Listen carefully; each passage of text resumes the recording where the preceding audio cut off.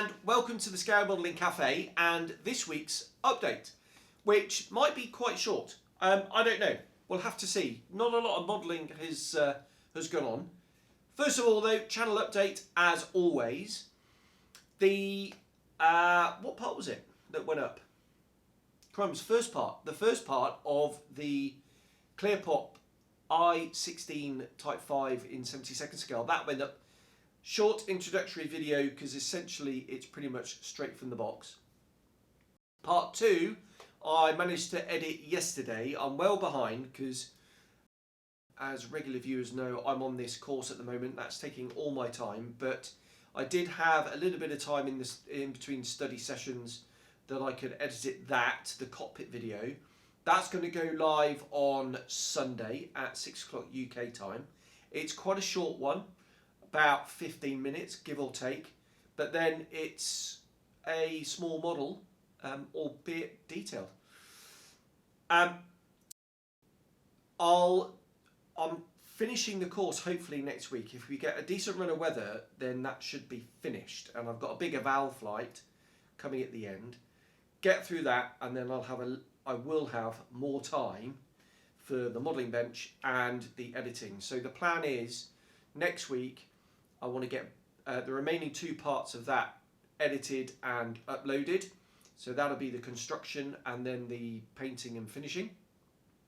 And that'll be the end of that project.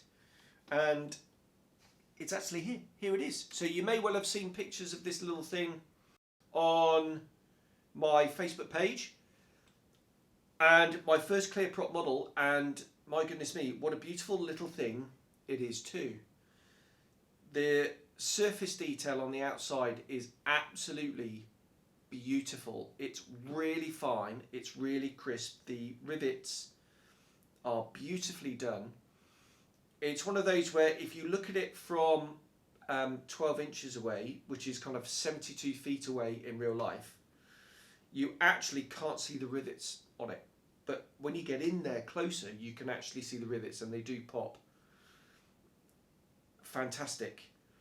The detail in the cockpit, again, is beautiful. Unfortunately, it is a tiny ickle hole in there, and not much is seen. You really do need a little pen light or a phone torch to get in there and have a look. It is a bit of a black hole. So in the end, I didn't add any wiring, and I'm glad I didn't, because it would have been a bit of a waste of time. In fact, I did add the seat harness from a bit of lead wire. I didn't actually film that, which is a bit of a shame, but never mind, eh? And you can just about see the top of the seat harness. So if you're going to get any photo etch for this, then yeah, don't bother with the instrument panel. I use the kit decal, and that looks fantastic until you stick it in the fuselage and it's so far forward, as per the real thing, you can't see it. So I did have the Yahoo one, which I never bothered putting in the end. The decal really is just as nice. It is lovely. It went together really, really well. I used a little bit of filler, but that's really just to hide the seams. The wing to fuselage joint is beautiful. It clicks into place, but obviously if you don't use a little bit of filler there, you will just see the hairline, and I believe it was all smooth. So I did use some filler there just to disguise that no gaps or anything like that. I just wanted a completely smooth, continuous surface. The same on the upper decking as well, which is separate. That's a clear part because there's 2 circles. I don't know what they are, inspection circles, or maybe even fuel gauges, or maybe they're just light holes to light up the instrument panel. Probably that, thinking about it, but I don't really know. So that's a clear part. Again, that's separate, so that needs dealing with. And then I did use a little bit of filler around the tailplanes as well. Again, for exactly the same reason, just to blend everything in. It didn't need it. There were no gaps. The fit is beautiful, but you know, I was after refinement for it. The one area I did have a little bit of struggle on, and well, 2 areas really. One was that wing to fuselage joint, and it was my fault, not the kit. There are 3 bits of structure that go in the bottom of the wheel that actually the cockpit floor sits on, and up the sides are the bottom part of the formers. So if you can imagine a kind of a almost a circle with just the gap at the top for the cockpit opening structure, it makes one continuous thing. And I think as I glued them in, maybe they moved a little bit because they didn't quite line up. And I'm convinced that's what I did. So I just, those sticky up bits that sit in the recesses in the fuselage side, so I'm waving my fingers around, our hands around, I sliced those off, I glued those onto the fuselage halves, and then it just clicked in and the fit was perfect. The other area I had a little bit of trouble with was just adding the front cowl over the engine. There was a little bit of interference there. I could see where they sort of moulded some things to line it up. So I ended up having to slice a bit of that away, and then it went on and it was fine, but there was a little bit of a gap there, but no dramas. I masked it off, I added filler, I sanded it down, and you could see it under the paint, but this has got a chrome nose ring. It's actually aluminium tape by Ammo. I nearly used the chrome, but I thought the aluminium is shiny enough.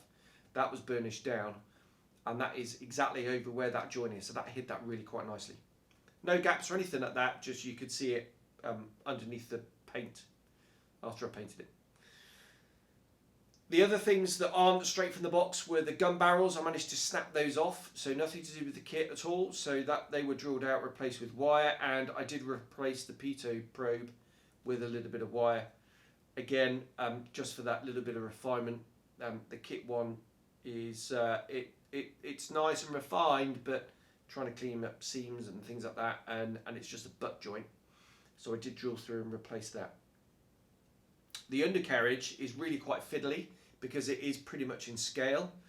I wonder how many parts. Let's have a look. Right, 1, 2, 3, 4, 5, 6, 7 parts for each undercarriage leg. That's including the wheel. But it all works really, really nicely. If you're going to get one of these, what I recommend you do is, rather than build up the undercarriage separately and then add it to the model, is I would actually build it whilst adding it to the model, if that makes sense, because then you can get all the angles right. I've got a few angles of the door slightly wrong. So I would glue the main, it's a 2-piece kind of like that shape. I'd glue that on first. Then I glue the third sort of strut in, so that all lines up, and then I'd glue the undercarriage doors on after that, if I was going to build another one, which I may well do actually, because it's a lovely little thing. I'm quite tempted to buy a Spanish Civil War one, because they were quite colourful. The painting and weathering, mainly it was MRP for the grey and the blue, with a little bit of Tamiya X, whatever it is, 8 I think, dark blue, just to darken that blue, make it a sort of mid-blue tone. And then the green on the top, I've got the AMT, it's either 4 or 7, I can't remember, the olive green, but this actually had a dark green.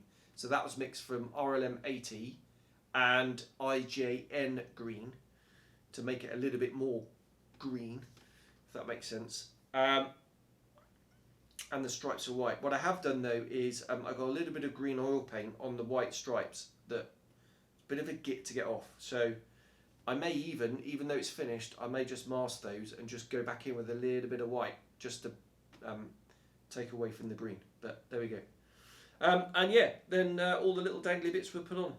The decals were beautiful, printed in Ukraine, but there we go, and relatively minimal weathering on that, little bit of chipping with a pencil on some of the metal areas, little bit of fading, little bit of oil work, a little bit of streaking underneath, and that was it. No pigments on the wheels or anything like that.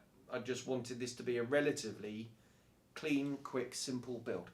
So there we go. That is the Clearprop I-16. Bit of a lengthy debrief on that, but it deserves it. It's a beautiful little kit. Which brings me on to the next project. And at the other end of the spectrum, pretty much, the next project is going to be this. Oh, if I can get it round. The Zukimura F4C. Sorry about the glossy box shining on the lights. Right, I'm actually building this for a friend of mine, and I'm really looking forward to it because I haven't built a Phantom in a very, very long time. Number one. Number two, I hear good things about the Tsukimura Phantom series. Less so the separate spine over the top. A few issues there, but hopefully we get around those. And as I look in here, there's a whole load of aftermarket. So the markings first is going to be Robin Olds' aeroplane. One of them's in there. I need to just double check with a friend of mine which one exactly he wants me to do. And then I've got a whole load of goodies that you can see here. So full set of Brassin weapons. I can't remember what loadout he wants, but if it's Robin Olds', I'm sure we're going to be going down the we call it DCA in the business, defensive counter air. So the air to air loadout. I've got master barrels for pitos. I've got hypersonics canopy set. I've got Quinta Studio, which we bought a while ago, to be honest, before it all kicked off. But I've got that. I've got Edward photo etch. I've got Edward seats. We've got some Flightline resin Lao missile launchers. We've got some face hanger resin USAF pylons, 3D printed from friend of the channel Mike out there in Merca. We've got some res kit wheels, and we got some Phantom mirrors, which I'm not sure whether we need to use them. They're quick boost resin ones because we've got the hypersonic set. So whatever looks best, I shall use them. I'll just check I haven't squirreled anything away in the weapons set. No, that is just the weapons. I tend to do that when I travel, just to minimise on packaging. So that's the next one. As I said, looking forward to that. There will be a bit of scratch building as well for behind the pilot seat, where the Rio, or not Rio, that's US Navy, isn't it? Wizzo. I should know Wizzo, shouldn't I? Seeing I'm doing a course to train them. Wizzo or Gib going back as the dudes during the war called them. I'll leave that there. There we are. Yeah, so adding a little bit of scratch detailing there, and maybe a little bit of extra riveting here and there. I don't know. I'll have to see. I've not actually had a proper Scooby-Doo yet, but yeah, we'll have a look at that. So looking forward to getting started on that, hopefully next weekend. But I've got my parents coming out to visit as well for a week, so I'll be zero modelling then, because I'm actually filming this in the spare room in the apartment, and they'll have that. So everything's going to get cleared away. But also, they've just changed my leave as well, so I'm actually coming home 2 weeks earlier. For an extra 2 weeks, that's 5 weeks at home over Ramadan. So no modelling at all over those 5 weeks. So it's going to be a bit quiet on the channel there. I want to try and get a little bit ahead, but how far through that, I don't know. One thing that is really, really irritating is I brought with me all the MRP paints for the Camouflage, and yeah, 2 bottles of the light green. So what I might do is I might order the dark green MRP, but I know I've got the GSI Krios as well.